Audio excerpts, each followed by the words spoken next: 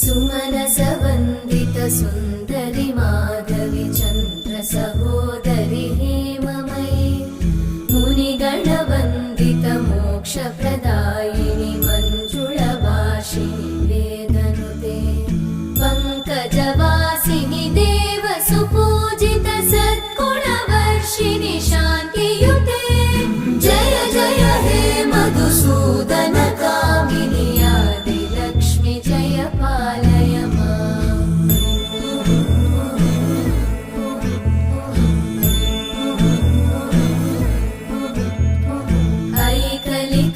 ऐकलिकल्मषनाशिनि कामिनि वै